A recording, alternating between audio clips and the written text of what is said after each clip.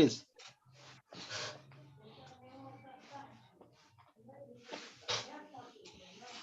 आप लाइव है Vivekananda ji. Thanks. Very good evening, my dear viewers. This is Vivekanand Jha, the convener of Education Pe Charcha, author, academician, and public intellectual. I greet all my viewers on this very, very intellectually scintillating program that is Education Pe Charcha, which is very much equivalent to educating the nation, even though in its microcosmic fashion, but nonetheless, the avowed mission and vision is to educate the nation. My dear viewers, this happens to be the 73rd session. As you all know, that this particular program on Shastrartha is being conducted in technical collaboration with this Street Talks, which is being spearheaded by Sri Pramod Kumar Jhaji, who is a very, very, very, very important stakeholder as well as a valued partner of this Education Pe Charcha. My dear viewers, today, before I just describe or discuss about the profile of, or rather before I introduce our very, very august guest for today's spectacular show, it becomes all the more incumbent on the part to just inform and acquaint my viewers as to how I came in touch with that of Madam Radhika ji. Madam Radhika ji happens to be today's very, very honored and august guest. It so happened that I was during the national lockdown in 2020. I got trapped in Haridwar, where I stayed, in a particular ashram, and there, while I stayed in the ashram, a Ganga activist was basically recuperating there. Her name is Padmavati. She was recuperating in that very ashram. And then when I left that particular ashram and returned back to my place, my name to Ranchi, I just somehow I was so much curious to know as to what exactly happened to Padmavati, because she was in the process of recuperation, and I was extremely worried because that very pure girl had come in that very ashram for the sake of evolving herself as a sadhvi. But somehow, due to chain of circumstances, she was being diverted towards that of sitting on unsun and all that, and her health deteriorated like anything. So I was a witness, because I stayed in the ashram. I was witness to the deterioration of her health, and out of extreme curiosity, somehow I came to know that Madam Radhika ji, who apart from being a great senior journalist, she is a Samaritan of the highest quality. And I just got in touch with her just to inquire about the Ganga activist Padmavati, and that is she is referred to as Sadhvi Padmavati. And I was told that even though she had a lot of compassion for that girl, and once she even nursed her while she was in a deep distress, but later on she was not given access to Padmavati ji on the ground that she is hostile towards the ashram. So you can well understand that she was not given access to that Sadhvi Padmavati, because she was directly told that you are hostile to the ashram, and you are nursing some sort of grudge and grievances towards the ashram, and therefore your access to Padmavati was not allowed. So this is the way I got introduced to a venerable lady journalist, Madam Radhika Nagrath ji, doctor. She is a PhD holder, Dr. Radhika Nagrath ji. Now, just to give a just small introduction before I will have the privilege to invite her on the podium, and before the question answer session shall begin, it is very important for me to tell about her, about her introduction, albeit in jest. Dr. Radhika Nagrath is a journalist, senior journalist, researcher, author, and scholar of high repute, and has stayed for almost 30 years in Uttarakhand, in Haridwar, the spiritual capital, or spiritual city of the world. My dear viewers, time and time again, I keep on visiting Haridwar and Rishikesh, and I had the opportunity of stumbling upon many people from foreign countries, and even I engaged myself in some sort of spiritual and metaphysical discussions with them. So this happens to be the spiritual capital from which has been the birthplace of Radhika ji as well as her workplace. So you can well understand a lady, have a lady having a spiritual moodings is gracing and blessing today's 73rd session of Education Pe Charcha, which itself is a great privilege for all of us. So this is there for 30 years. She has been in Uttarakhand, and especially she has been working with Hindustan Times, Times of India, and Pioneer, apart from other, magazines about which will come a while later in course of, question answer session. Madam, I very much, Madam Radhika ji, Dr. Radhika Nagrath ji, I very much welcome you on our August show of Education Pe Charcha. Madam, here goes the very first question. Walking down the memory lane, if you could let our viewers know about your sophomoric years till your graduating into that of a journalist. Madam, your take now, please. We welcome you, Madam Dr. Radhika ji.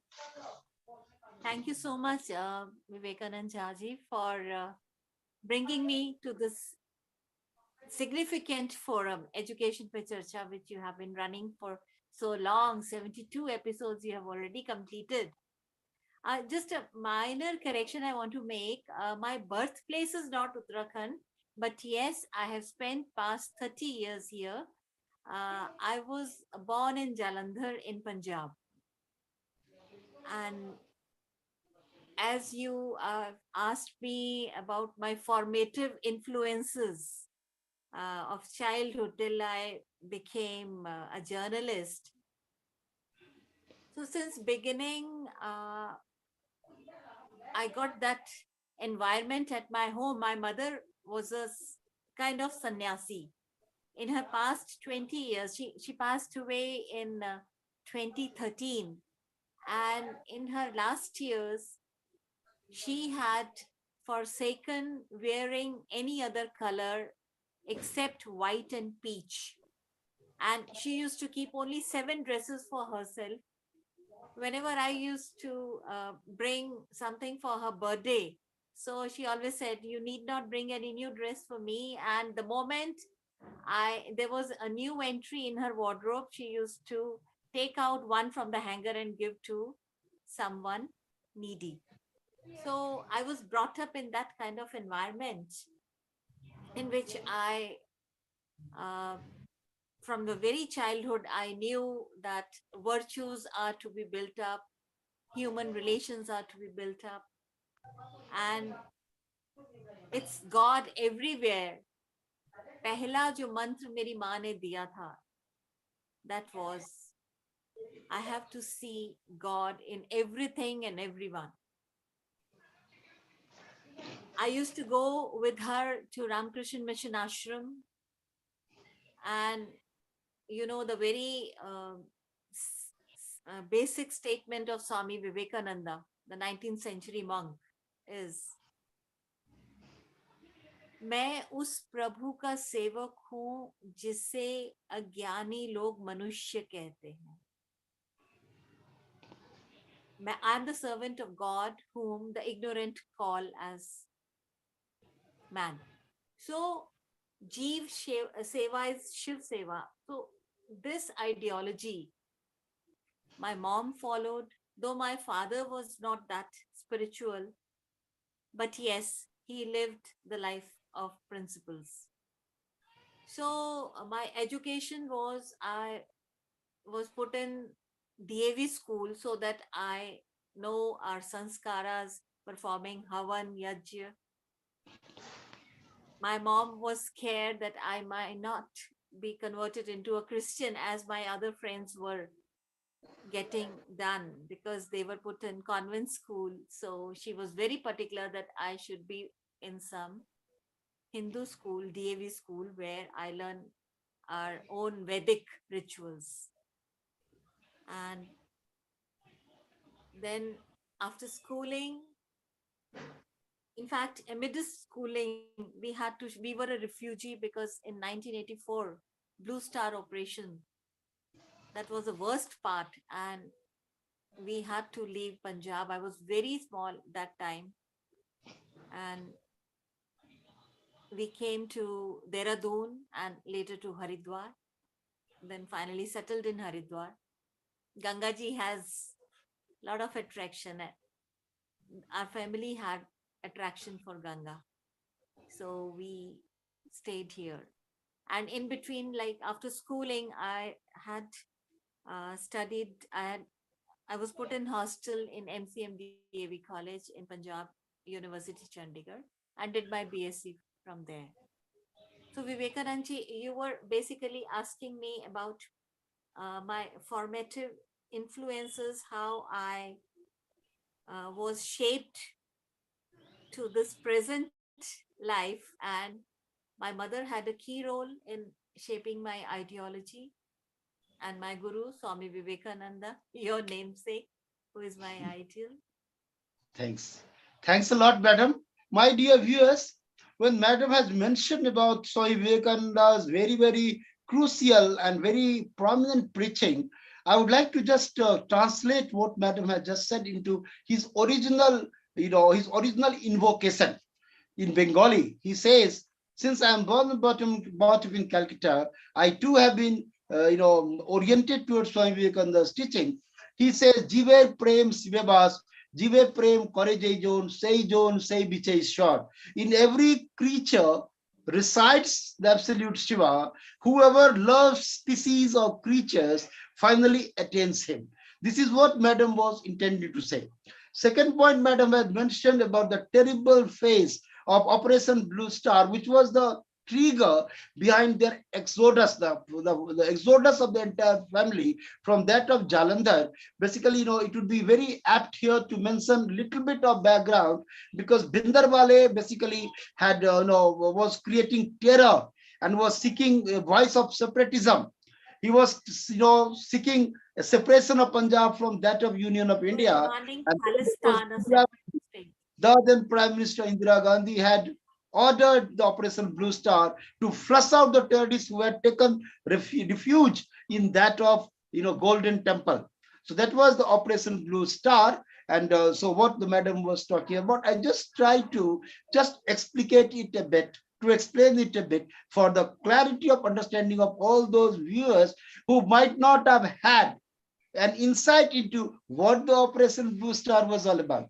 Thank you, madam. It's great to know that how your mother was source of an inspiration to you, right from your infancy, and how you consider Swami Vivekananda to be a spiritual guru. My dear viewers, even Netaji Subhash Chandra Bose writes in Indian struggle, that how he considered Swami Vivekananda as his spiritual guru. So great convergence of thought between that of great Netaji Subhash Chandra Bose, the greatest freedom fighter of the nation, and today's very, very esteemed and august guest, who happens to be a spiritual journalist of the country. Fewest of few, as we will unravel her persona as we very much progress into the show. Thank you, madam. Coming to the next question, very, very important. You have been a feature writer for the monthly journal New Era, published from Doha, Qatar, Yes. and Yes. had been a regular columnist for Hindustan Times, Live Dehradun. Could you let our viewers know about the issues you contribute in your columns? Please, madam, in these. Yeah, I remember they were looking for, it was a very jazzy magazine, and they were looking for a feature which could hook the readers. So we thought of doing an interview with Sushmita Sen's father. Luckily, I had his contacts.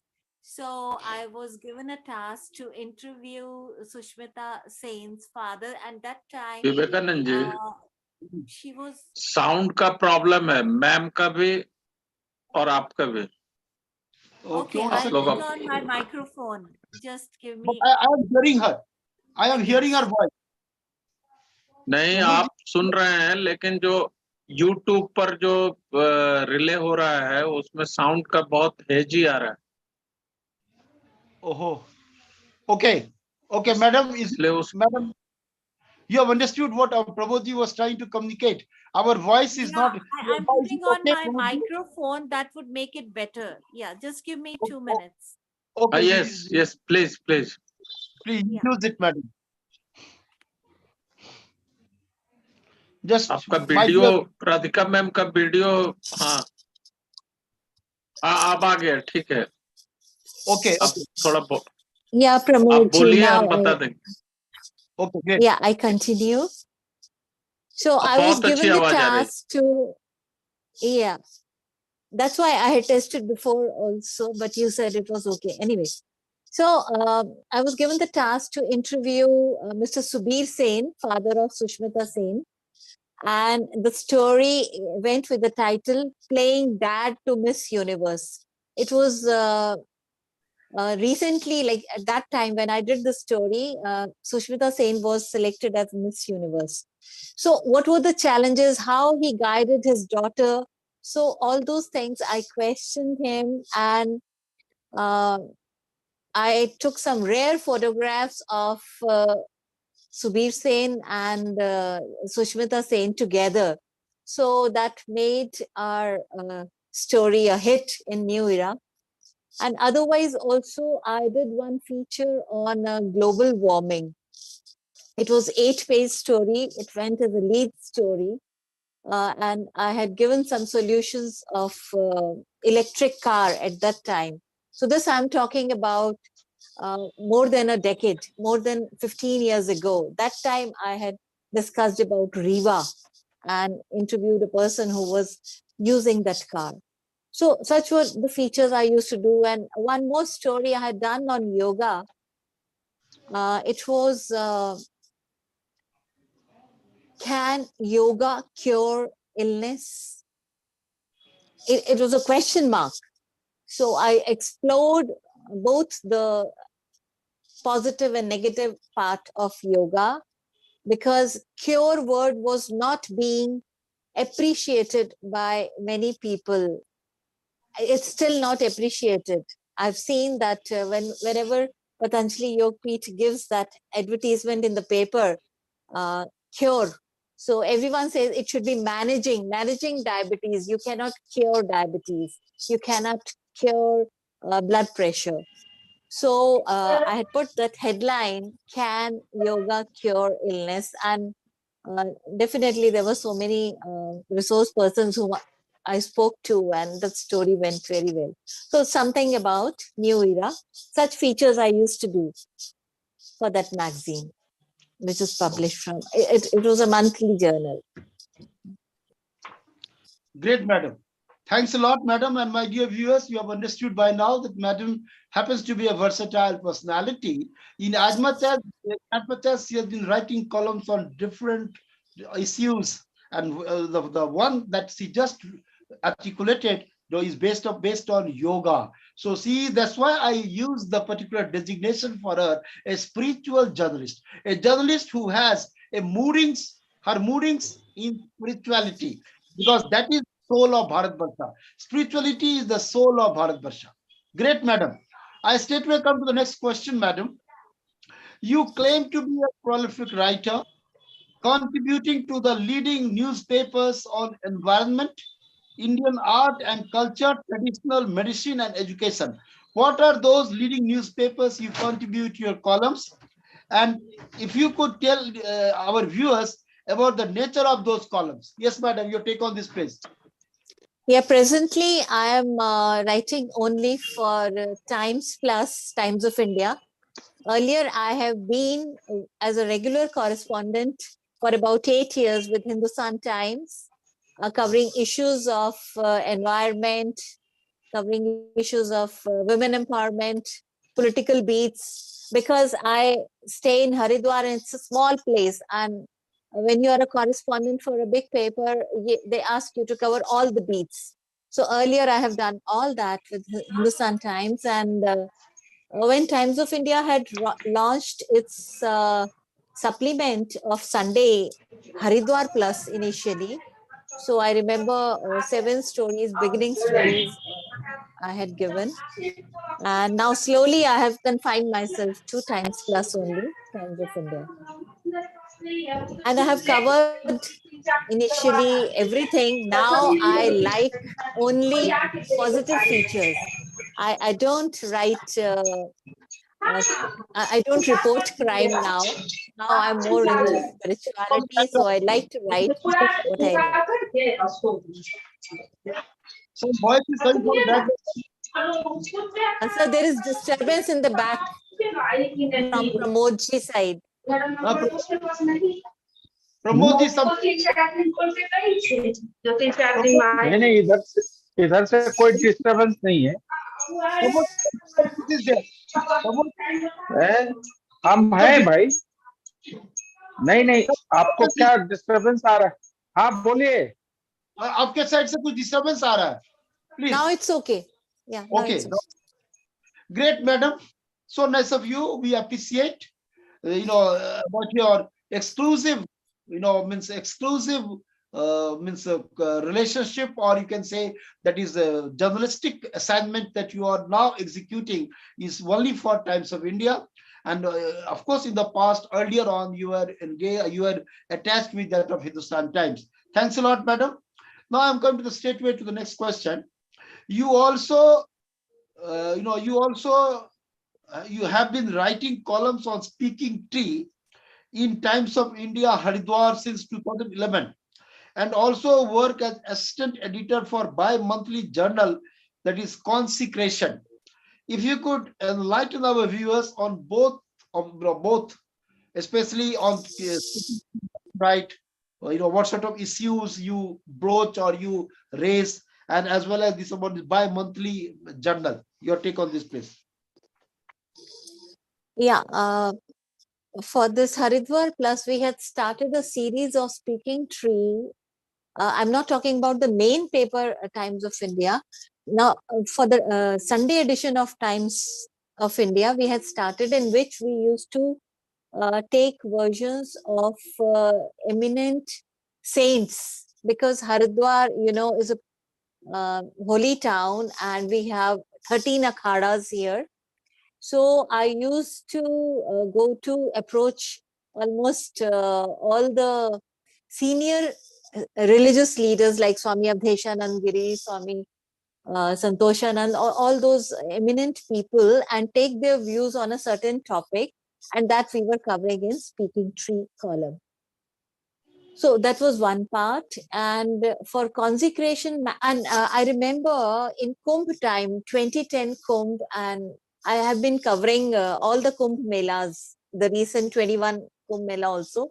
So Kumbh is a time when so many spiritual religious leaders from across the world, they come.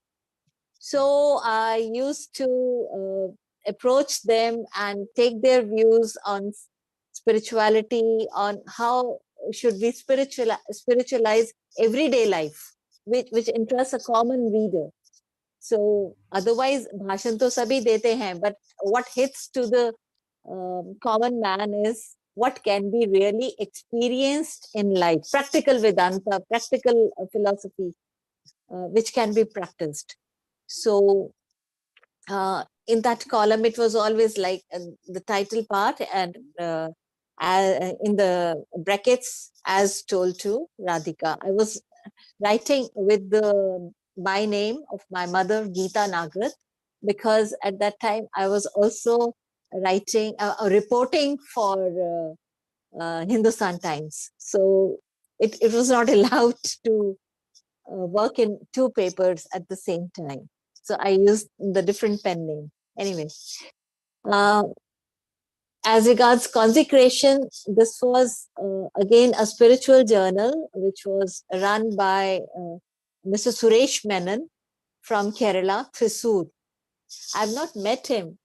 If all work was online, earlier I started with illustrations work. It was, I was given the task of making illustration to the related story. But slowly I got so interested in that I started writing for that magazine, and they also liked it.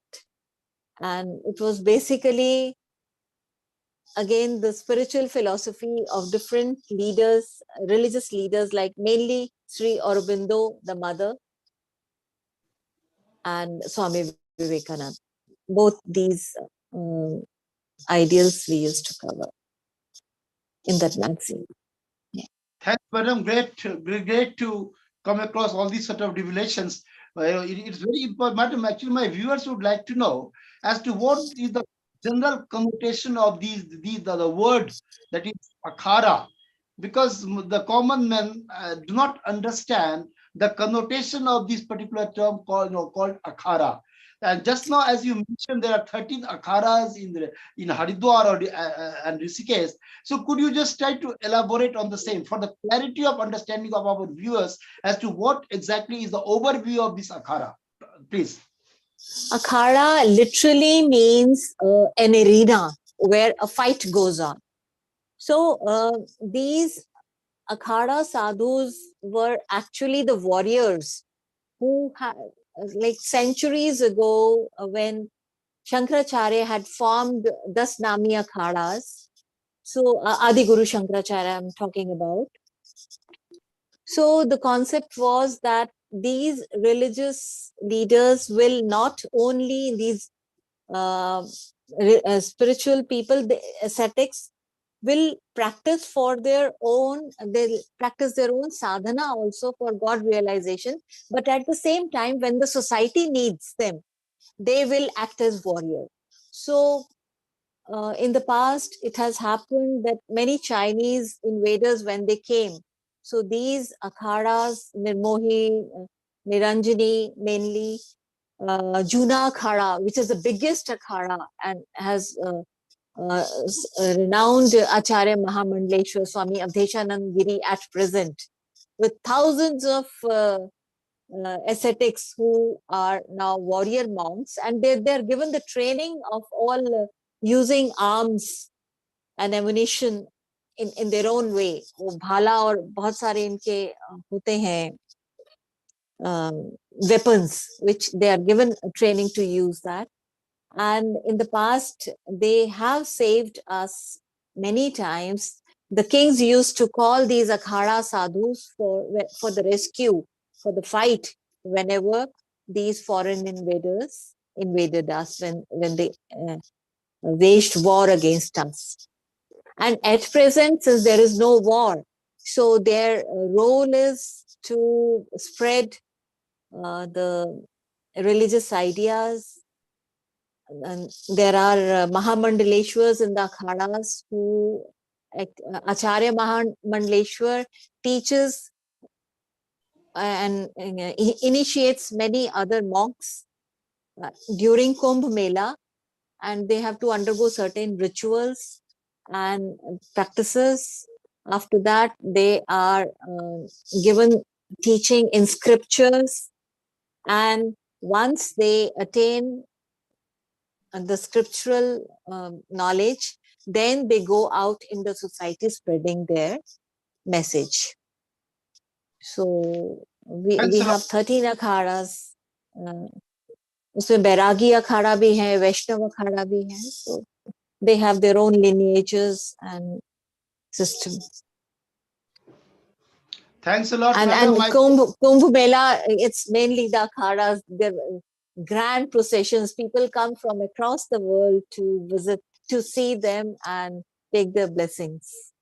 It's a royal show. It's a royal show.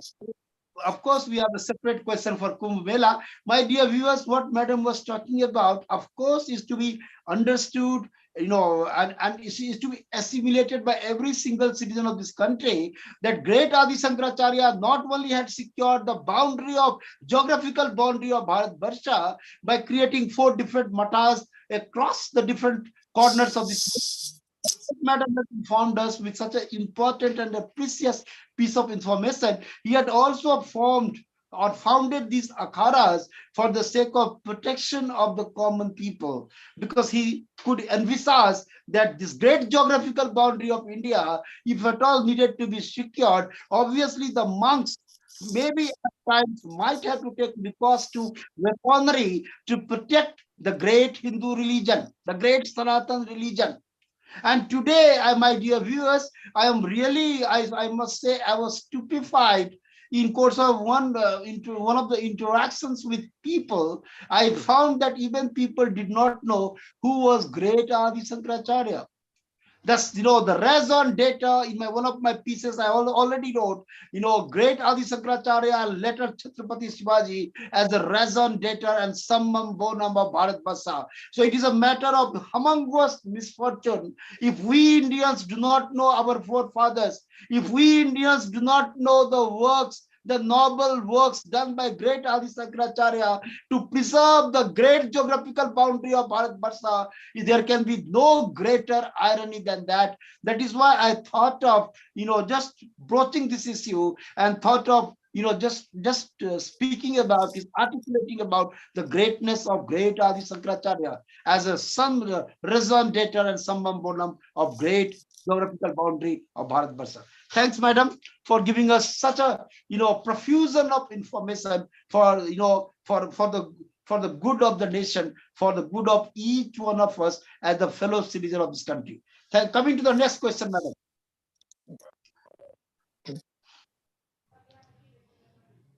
Madam, you were invited in now I'm coming to a very, very important question, because of course, I already announced, my dear viewers, that our distinguished guest has moodings in spirituality, and that was a trigger behind her, means scores of invitations coming to her ways to deliver lectures abroad. So here goes the first question, madam. Very, very important question. You were invited in an international university in Montreal, Canada, as well as San Francisco, United States of America.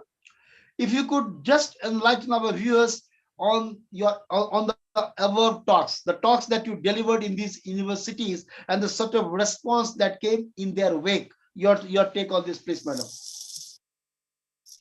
Yeah, my first international conference was in UCLA, University of California, wherein scholars of 50 countries had come, and I was lucky enough to be invited. It was organized by St. York University of England, Presbyterian Church of Korea, and UCLA.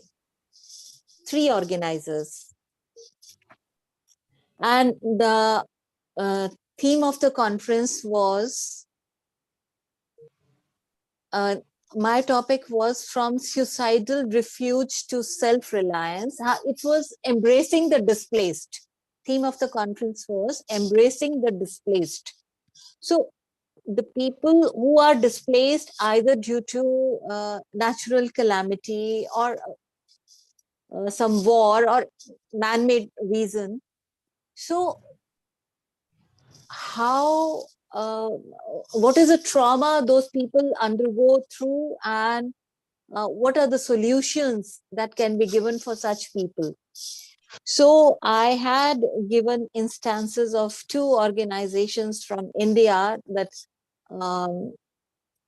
Art of Living organization and Patanjali Yogpeeth, the case study, how they had helped some of the people who had undergone trauma to come out of it. That was my first international conference, and second was in Montreal. They call it Mont-Royal. It's a French pocket in Quebec, in Canada. And it was on personhood, suffering and personhood. So how suffering in one's life helps us to transform, help to develop the personhood. So taking some case studies and what different authors have written about, like Oscar Wilde, and he has written a lot on suffering. And this was my favorite topic also, because we are into spirituality, and Indian spirituality is always rooted in Vairagya. Whole this world is a myth. There's no reality. Ye dukhalay hai. It's all suffering. And the only happiness is for those who seek refuge in God, in ultimate reality, and in your own self, in absolute consciousness, different names given to that. So, and I was surprised to see that many scholars there, it was a graduate conference, many scholars from graduation level had come over there. And so many people talked about this uh, suffering, importance of suffering. So earlier, like when you move out of your country, out of your geography, out of your Indian ideology, and you meet other people, other nations. So even they have the same feeling, so you get connected to them. So I thought that suffering was connecting people across the globe. Uh, this was a very nice opening for me, and though I had faced a lot of challenges on the way and while coming back also, because it was just 2 days before that I had got the confirmation. And I'm just sharing a small thing which you might like it, and which I think which will establish your faith in the Almighty also. When I was returning from Montreal, so there was a Sandy hurricane at that time, and my Air Force reception, that airport reception officer, he was saying, he was guiding all the people. People were panicky that storm is coming, so the flights were getting delayed or cancelled. वहाँ पे screen पे आ रहा था annulled or retardé in French. Retardé is delayed and annulled is cancelled. Only those two words were flashing. And he brought before me the map. He said, "Look, madam, the storm has reached this place. Today is Wednesday. Tomorrow, Thursday, it is going to reach here, and no flight will be allowed after that. So it's your luck that if your flight goes to India today, if it doesn't go, then you will be stuck for we don't know how many days." So I said, I'm penniless because I belong to a very mediocre family. And whatever amount they gave me, I used to spend the last penny over there, finish their currency. There was no point in bringing the currency back. So I said, if I don't get the flight, my flight gets cancelled. So where do I stay? I don't have a single pence on me. He said, it's not our headache. It's a God's act. Had it been some fault in the aircraft, we could have given you the hotel facility, the compensation. But no, the storm, this hurricane, it's a God's act. We will not help you at all. Oh my God, I just prayed to God, and I never had plan B. People always keep some money that if you get trapped in something, you should, or some contact. I had no SIM to call someone. I had no penny. I was just praying to God, and it was my only flight to India which was allowed that day, and I safely landed back. And thank God so much. So many times I have experienced that God takes me out of all those whirlpools of life so smoothly, and just for me, because I have full faith in Him. We are in His kingdom, we are His child, so why not? And whatever problems occur in life, I face them, I just surrender to Him only. So I'm sorry, I might No, have thank gone God. long on this issue. Great, great, So great. it was just an emotional thing which I thought. Please. So great, my dear viewers. The faith, the unshakable faith that Madam has in absolute I just as Madam was narrating her very, a mysterious such of experience, in as much as her flight was getting delayed, suspended, and where she would put up all such of hazards were finally cropping up. As she was narrating her experience, a sudden recollection of the same problem that had bedeviled Swami Vivekananda way back in 1893 in Boston, where he had exhausted all his money and he was just penniless. He was sitting in a particular part from where the caretaker had just evicted him. So penniless and starving all this while, he prayed to Absolute, oh Almighty, I am none in this alien's land. Please help me out, because only it was your it was your divine will that brought me from That the I land. came here. And lo and behold, there was some sort of divine miracle. An honorable elite lady straightway appeared before the great Swami and just said to him, Swami, it appears that you have come to participate in the World Parliament of Religions. Swami Vivekananda said, yes, madam, I do. Then she brought him to her house. And then after a while, her husband, who was a professor in Harvard, he too came, and there was a discussion on Vedanta philosophy for almost 4 hours. And then when Swami Vivekananda asked that saint, that professor, I beg your pardon, for some sort of credential, because he didn't have any credential which could have facilitated his entry into the Parliament of World Religions, that very professor had said to Swami to ask you for your credentials. It's just like asking the sun about his Son. right. It just struck me, my dear viewers, that as our august guest, a venerable, honorable lady, had so much faith or has so much faith in divinity, likewise with the episode pertaining to the greatest experiment of Hinduism or Sanatan Dharma for last 2 centuries, stateway, just came to my mind. I thought of sharing with you, my dear viewers. The most important thing I want to make, before I switch over to the next question, as Madam was talking about this world, great Shankaracharya, a monist, non-dualist, whom Western philosophers had chorused in terms of defining indefinable, prowess, indefinable knowledge, when they say that greatest mind ever born in the mortal body. Adi Shankara talks about Brahma. This world is a manifestation of Brahma, and Brahman, pervades every atom of the universe. Nothing exists apart from Brahma. When Madam talks about her own faith in God, the conceptualization of that of doctrinal belief in Brahman of great Adi Shankaracharya immediately comes rushing to my mind. Thanks a lot, Madam, for such an erudite Thank you so much. experience.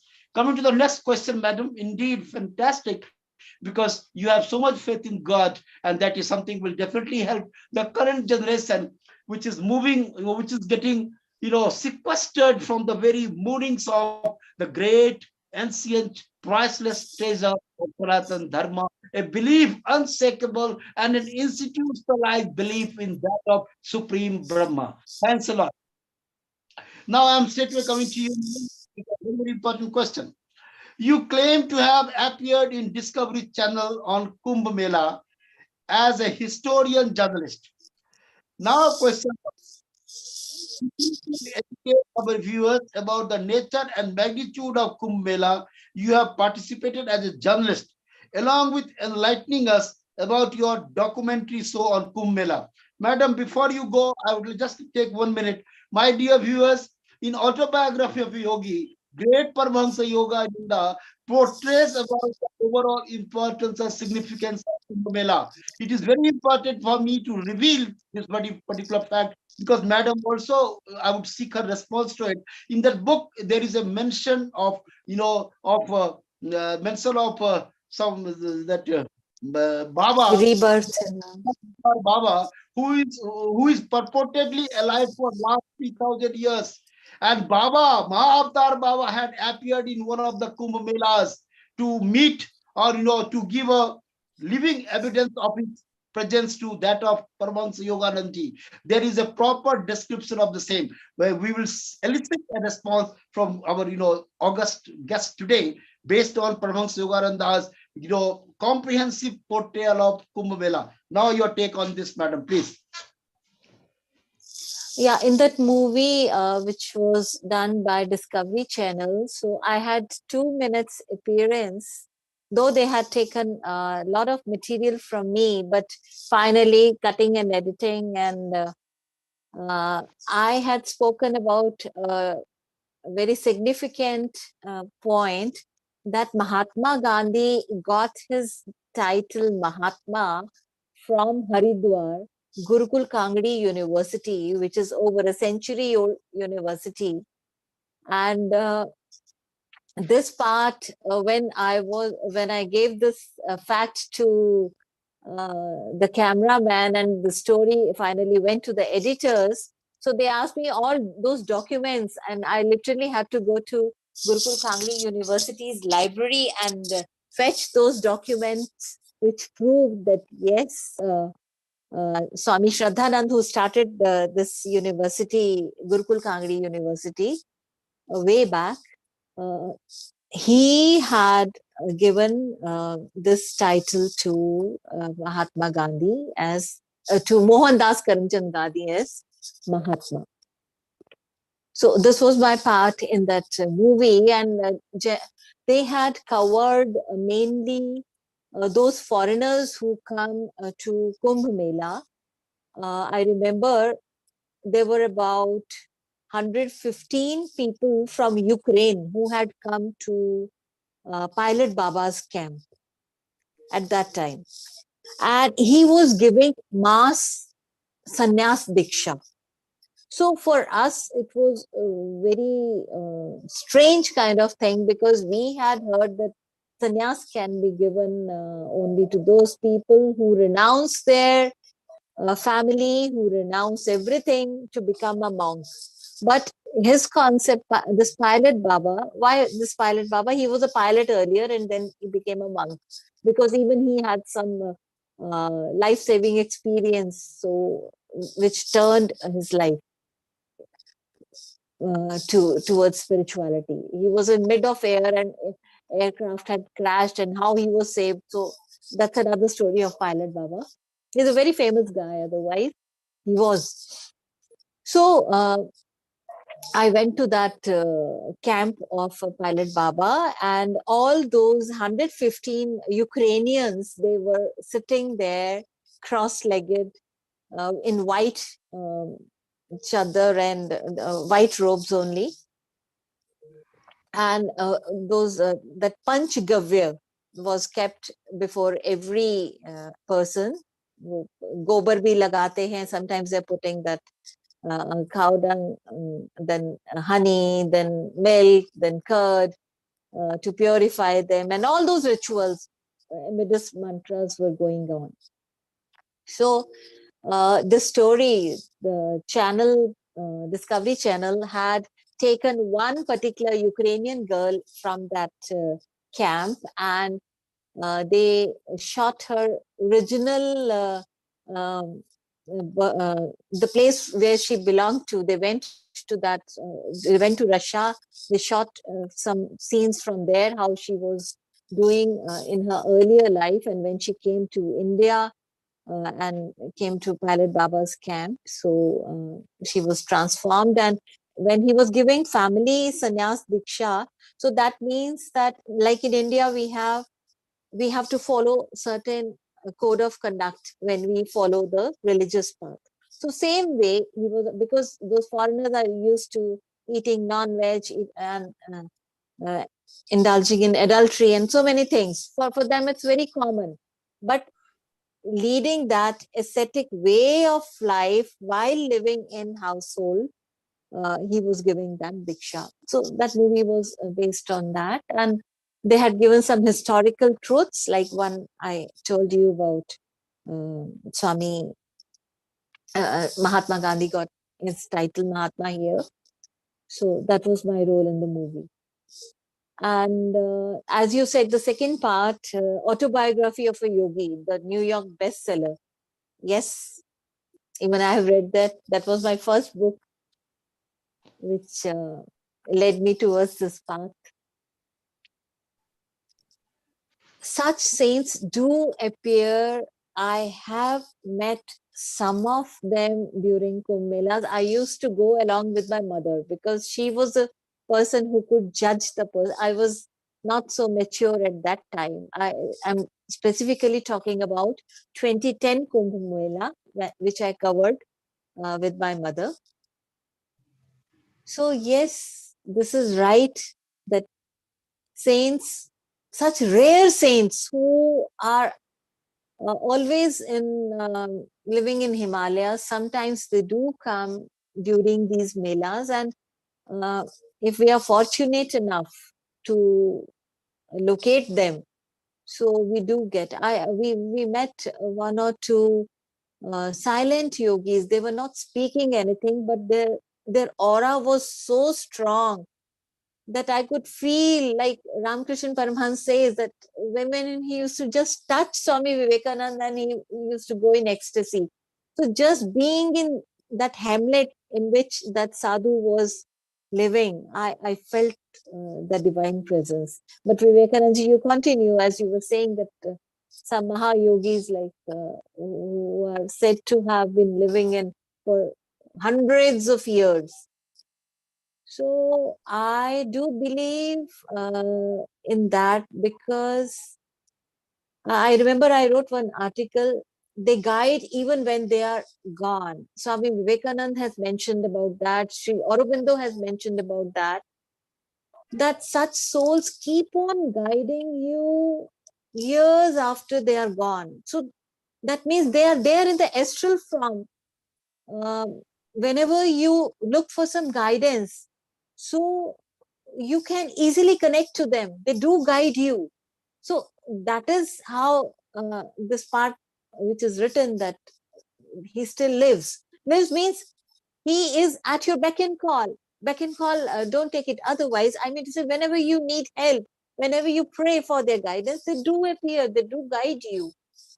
So such people have that power to appear before you. Yeah. Great, madam. Thanks a lot. My dear viewers, as madam has just mentioned, I too have had the privilege of reading Autobiography of a Yogi in the year 2000, and that was, a guide to me towards the world of spirituality.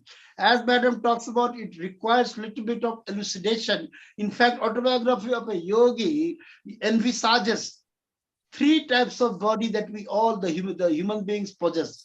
The madam has already spoken about astral comes second. It is a physical body that is self-manifesting all of us. But there are two subtle bodies. One is astral, other is causal. So at the point of death, it is the astral body which exits this body temple or this body mansion, and it goes to the astral world. When Sri Yukteswar Giri, the venerable guru of Paramahansa Yogananda ji, after death, when he came to meet Paramahansa Yogananda, he had spoken about the astral world. And he says that when a person dies and he goes to astral world, his relatives who are very much there, they all rush in to welcome him. So this is the first time the portrayal of the world, transcendental world, has come into the existence of humanity through the great book of Autobiography of Yogi. Even Paul Brunton, in a search in secret India, had demystified many of the underlying mysteries that encompass this mysterious world. But Autobiography of a Yogi has no parallel to my perception. It has revealed so many metaphysical truths that has revelation it would to anyone who would just read the book. So of course I recommend that I recommend to my viewers, whoever has some spiritual bent of mind, he or she must make it a point on the priority basis to visit Autobiography of a Yogi, to read Autobiography of a Yogi without any delay. Thanks a lot, madam. Since our time is also running out, I'm coming with the next question. Madam, we have, I think I will have madam. So just very important, you claim to have won several awards from different organizations. If you could just tell us the nomenclatures of those awards and on what basis, on what contribution those awards were conferred. No, I won't elaborate on that. It's just people's love, they shower on me, and God's grace.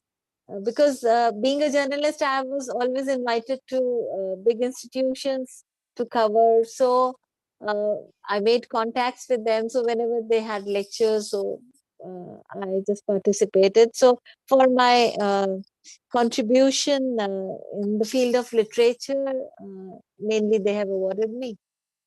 Um, that's it. Just names of the awards. Few awards, madam. Names of Yeah, those Madan awards. Mohan Malviya Award, then Ganga Sabha, Haridwar Ratna, and I don't even remember. Like IIT Roorkee once gave me, then Red Cross Society gave humanitarian award. So like that. So some of them. My dear viewers, we have seen the humility of our very, very distinguished guest, who rather, I would say, who blesses when it comes to, means eulogizing her for the sort of set of laurels that has already come her ways. So you can well understand a very balanced personality who is not, means who is not bothered or who is not so much attuned to somebody heaping praise on her. Rather, she shies away from all those sort of eulogies. That speaks a volume about the sort of humility that she so apparently epitomizes. Indeed, an exceptional journalist in today's scenario. Madam, I'm coming to the penultimate question, and hereafter one more question. You have written a very, very important book, that is Pieces to Peace, inspired by your visit to USA for your scholarly in the University of California. So another coffee table book on Kumbh Mela 2010 titled Kumbh Tirtham Haridwaram, a carnival of peace, is a rare personal account of the mega fair with collection of 300 kaleidoscopic pictures. So if you could just tell us in gist about this before the final question will come to you. Please, madam. Yeah, my book Pieces to Peace, it really came up during my first conference. I had this idea that yes, we are living in pieces. We don't live a wholesome life, a holistic life. We are always shattered. So one must lead a peaceful life. That is the goal also. So when I went there, so I spoke to some of the scholars because our topic was suicidal and the traumatic things, embracing the displaced, the people who had were displaced, and how to help them overcome. So we had one delegate from United Nations, UNPKF. So when I spoke to him, he gave me this idea. He said, why don't you, since so many scholars from 50 countries are here, so why don't you speak to some of them and take their views and incorporate and collect them in the form of a book? I just told him that I was working on a manuscript, that we don't live a wholesome life. So steps taken to lead a peaceful life. So that was a good idea, and I spoke to some of them, and because there were people from, that was interfaith conference also, people from different faiths, Baha'i faith, which I had never come across. I met those people also. So I took their viewpoints on peace. So that is how this book came up. And second one, the Kumbh Mela. Since I was with HT that time, Hindustan Times, and I had to uh, dig out some strange stories for the paper because Kumbh is really, all newspapers are working very hard on that, and we always have to give main story as well as a side story. So uh, the idea came to me that why not? There's so much happening. 4 months. Haridwar has the longest Kumbh Mela out of all the 4 cities. Magh Mela bhi bas 1-1.5 ka hota hai. Here we have the longest, starting from Makar Sankranti in January, around 14th, and ending up with Vesak, a little after that, Purnima, in April. So I approached our Kumbh Mela Adhikari and he said, Madam, it's not possible. We cannot give you some official permission for a book because to an individual this cannot be given. We can always give to an organization, and you are not an organization. He asked me if you are running an NGO. I said no. So then I thought, okay, I'll keep on collecting the material because publishing a coffee table book is really a costly affair with all those glossy pictures, and it's a very thick and big book. So I had dreamt of that, but never knew that this would get accomplished. I had no money for that. Then somehow book was almost complete. I had not got the publisher. Then somehow God graced me by sending Diamond Publisher from Delhi. So he agreed to publish that. And then it was subtitled as Carnival of Peace. Why peace? Because what I found was most of the Shankaracharyas, because Shankaracharyas from Puri Mutt and other mutts also come during the Kumbh Mela. And I met Shankaracharya from Puri and Adhyokshananji at that time, I remember. So he was discussing all the societal issues which were like alcoholism, like terrorism. When I went to his camp, some of the devotees were coming with all fruits and yajna was going on. And after the yajna, he was speaking on those topics. So I realized this is a place of societal transformation, not only religious messaging was going on. It was very important because all those ministers, even Hollywood stars, they used to come to Kumbh Mela. It was not only that wo Ram Ram karne wale or wo janta hi aayegi. Not only the commoner, not only those people who just sought salvation, that they'll have a dip in Ganga and they will be immortal and they'll attain moksha. Not only for that, that was Kumbh Mela, I realized, was a place for societal transformation where the ideas which were gripping the society, they were discussed by the religious leaders. So, and even I remember one of them, one sadhu from Netherlands, Soham Baba.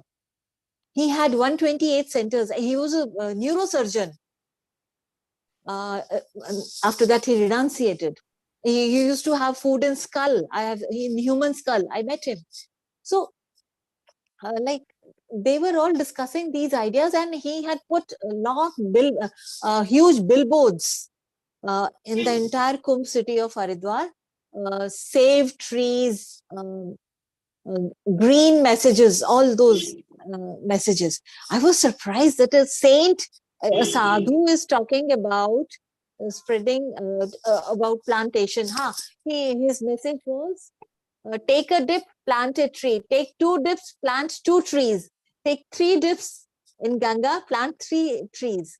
So if these saints start spreading this message, whom people really listen and follow, so the entire world can change. So that is how my book came up. It was Carnival of Peace, and a lot many ideas which really help the society transform in a nutshell. Great. And come to the last question, because time is also a constant. We all have to work within the parameters of time constant.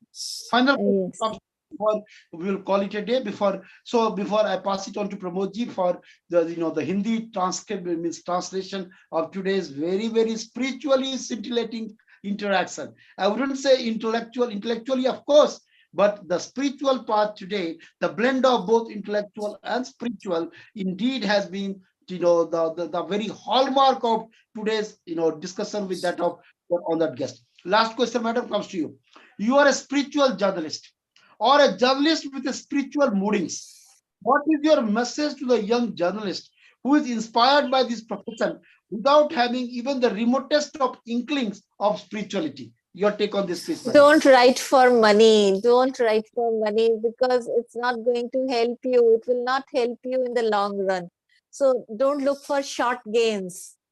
Okay, mining is prevalent in your region, and you take some money from the stone crusher guy and then publish a story in his favor. No, no, no. Write the truth. Write the truth. In the long run, it will pay. It might happen that you may not get good bucks, or if you're not flattering people, you don't. यहाँ पे एक कहावत है कि जहाँ लिफाफा नहीं मिलता वहाँ पत्रकार नहीं जाता है.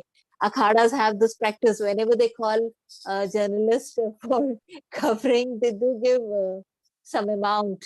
But I tell you, from my own experience, I never went for money.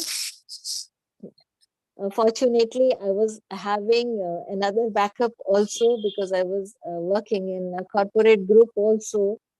So the image which is built up in the society, ultimately, I tell you all to my friend journalists, that is not built up if you are always running after money, or if even don't get hooked to the negativity. So many journalists are of this opinion that if we don't write negative, we will not come into limelight. No, write the truth. If something good, positive is going on, why not highlight it? But yes, at the same time, be not afraid. If someone or some event has to be exposed, some wrong happening has to be exposed, go ahead. And at the end of the day, if we have done our duty religiously, then we can sleep nicely. It will give us good health, wealth also in due course of time, because our talent will be realized one day or the other. And like me, I had to cover all the beats initially, but still my inkling was into spirituality. Ultimately, I got my assignment as writing positive features only. Now I don't have to cover crime, and that doesn't mean I'm not a journalist now. तो crime reporter नहीं बने तो ऐसा नहीं है कि journalist नहीं है. Write whatever is good is happening in front of you. Great, madam. What fantastic message that you have delivered to your fellow, to your fraternity, to the journalist community. My dear viewers, before I pass it on to Pramodji, what madam says, great Sankaracharya writes in Bhajgo Bindam, Mahakuru Dhanajana Jaubana Garbam, Haratini Me Sat Kala Sarbam, Maya Midamakilang Buddha, Brahma Padam Tom Prabhasibhajitva. This world is not for only earning money, because that is transitory phase, as what madam says. It is only perishable, it is only ephemeral.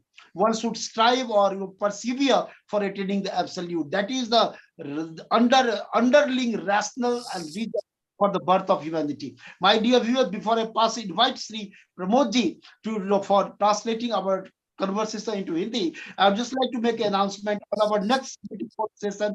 It is internationally acclaimed Hindi writer, Hindi Hindi writer, Hindi Sri Buddhinath Misraji. He is going to grace and bless Education Pe Charcha. He is a renowned Hindi author, acclaimed internationally. He is going to grace and bless our next 74th session on next Saturday, that is 17th of December 2022. Now it is a time for Pramodji. Pramodji, please. It is your take now. नमस्कार. आज के इस पूरी चर्चा ने निश्चय ही मन के अंदर एक सकारात्मक ऊर्जा न केवल मेरे मन में बल्कि इस चैनल के दर्शकों में और चारों तरफ के वातावरण में जरूर प्रसारित हुआ होगा. आदरणीय राधिका जी जब बोल रही थी तो मेरे स्मरण में दो बातें आई.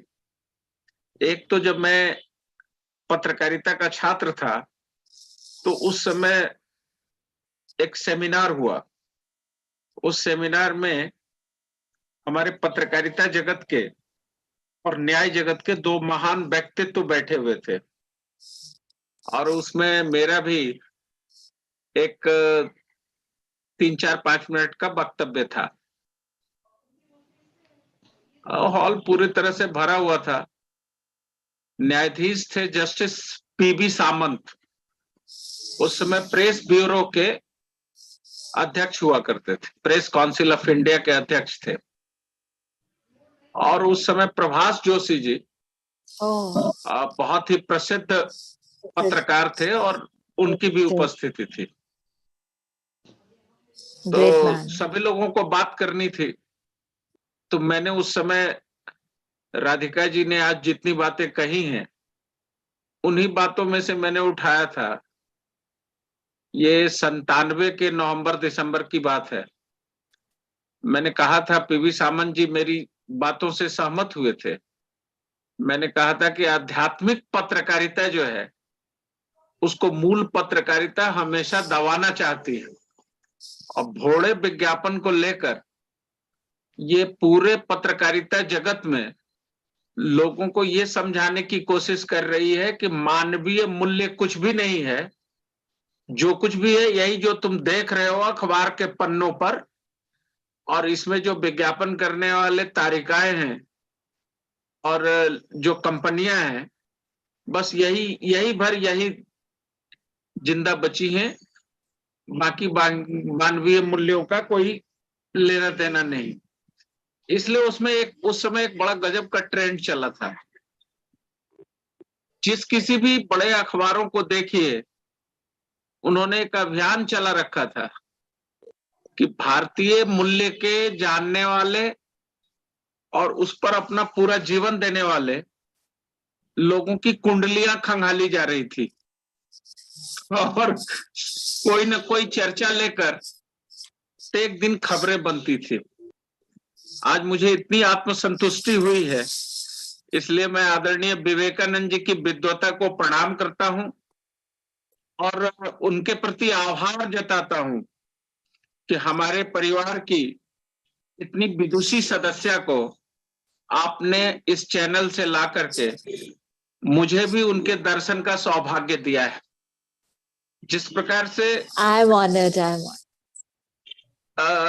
जिस प्रकार से आदरणीय राधिका जी ने अपने वक्तव्य के शुरुआत में स्वामी विवेकानंद जी की बात कही और उनसे प्रेरणा ली और उन्हें एक सूक्ष्म गुरु के रूप में स्वीकार किया, यह निश्चय ही नौजवानों के लिए प्रेरणास्पद है।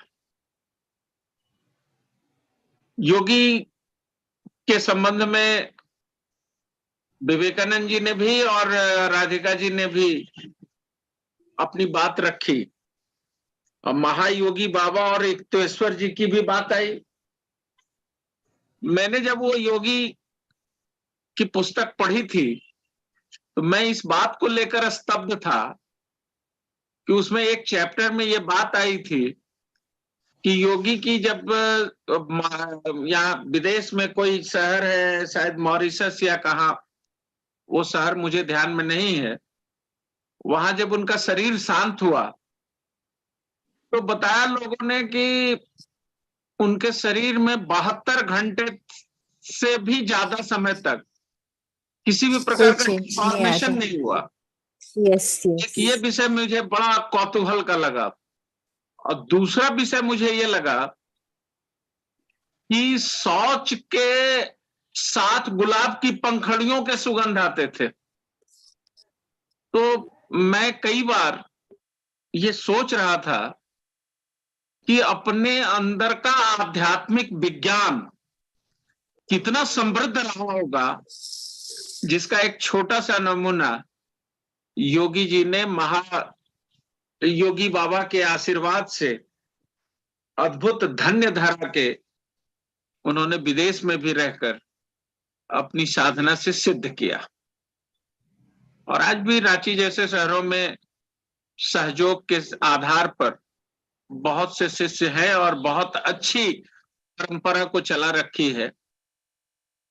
और झाजी वहां पे हाँ जी बताएं। एक बात ऐड करूं तो एनसिडिटास में, लॉस एंजलिस के पास में, अमेरिका में, हाँ परमहंस योगानंद जी के नाम पे बीच है। वहां की सरकार, वो जो म्यूनिसिपल कॉरपोरेशन है, उन्होंने मतलब कितने वो फेमस हुए होंगे वहां पे, कितना लोगों के प्रति आदर, लोगों ने उनके प्रति आदर व्यक्त किया होगा कि वो बीच का नाम ही स्वामी बीच कर दिया है बहुत बढ़िया।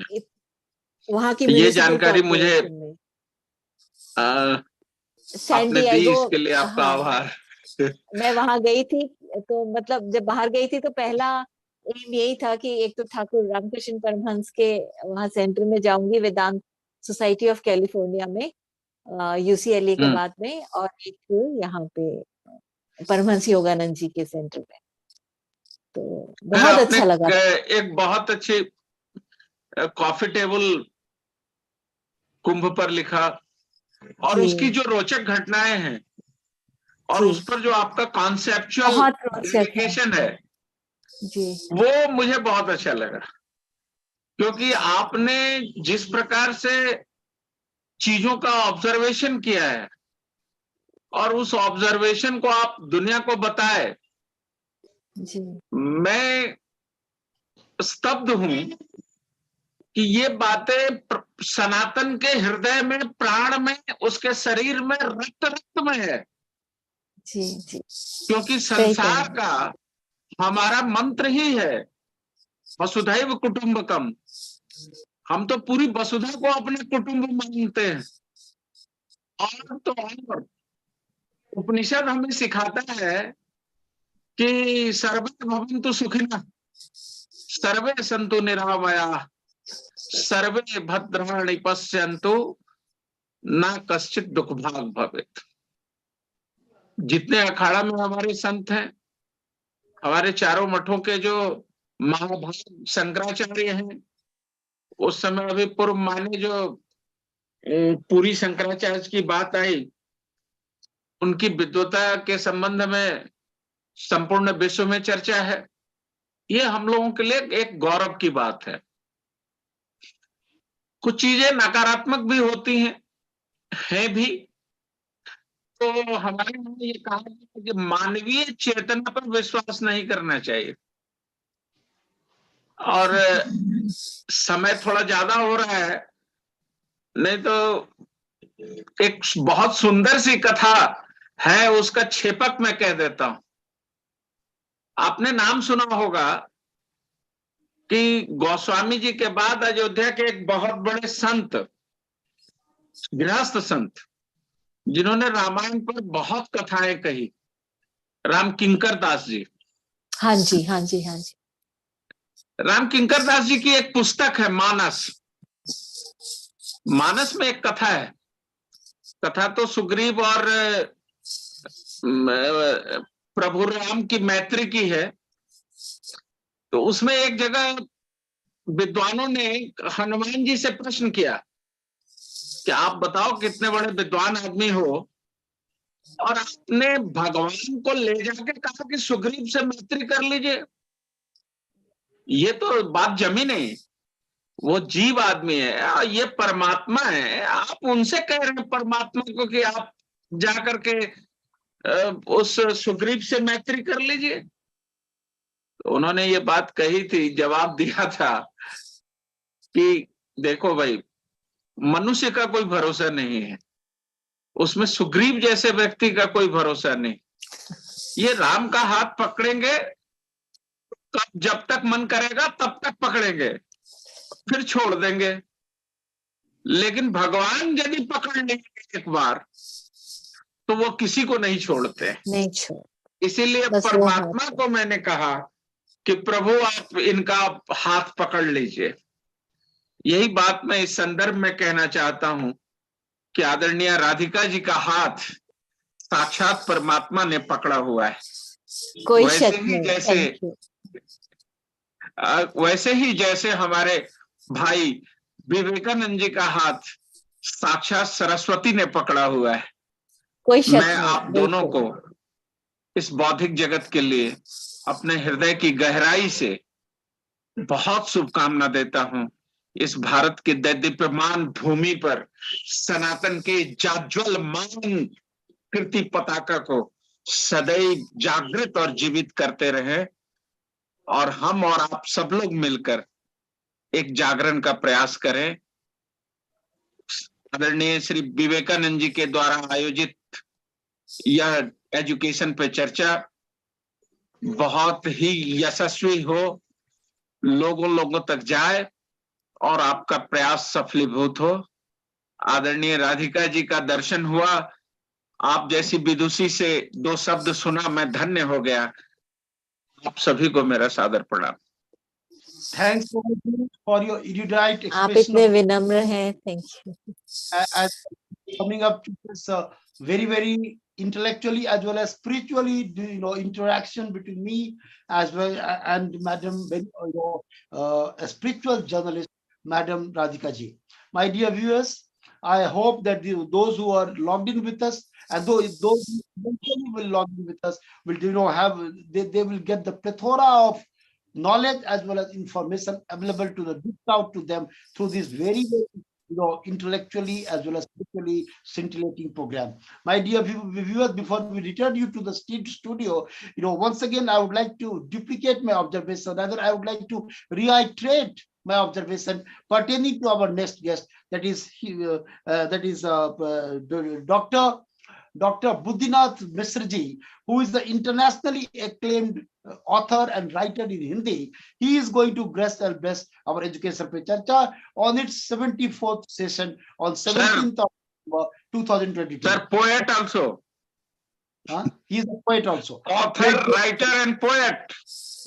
Poet, of course, great poet. So, my dear viewer, because he wrote last book I saw, I don't know whether it was last book or not. He wrote Meri Kasi, which Prime Minister as well as Chief Minister Sri Yogi Adityanath ji had launched in Banaras. So he was felicitating Honorable Prime Minister at the very stage. So he is going to be our next guest. My dear viewers, I once again thank Madam Radhika ji, a very venerable lady from the core of my heart, for blessing and gracing today's August show on Education Pe Charcha. I thank Sri Pramod for a brilliant exposition of summing up today's transcript of our conversation, as well as expressing his opinion by quoting the scripture, that is Ramayana. By quoting the scripture, I thank all of you, and we are returning to the studio. Till we return once again at the same time at 7 p.m. on 17th of December, Saturday. Till then, goodbye. Wish you all the best. आदरणीय राधिका जी को मैं दोबारा फिर से नमस्कार करता हुआ बहुत बहुत निवेदन धन्यवाद करूंगा आपका जी। कि एक दिन और आपका समय चाहिए हमें। जरूर, मुझे बहुत अच्छा लगा। विवेकानंद जी से बात कर लूंगा। चलिए, बिल्कुल, हम हिंदी में भी कर सकते हैं as you wish. Thank you so much. ठीक है, बहुत बहुत धन्यवाद। Thank you Vivekanand ji, thank you sir. Vivekanand ji का आभार। बहुत बहुत अब ये शो क्या विवेकानंद जी एंड करें?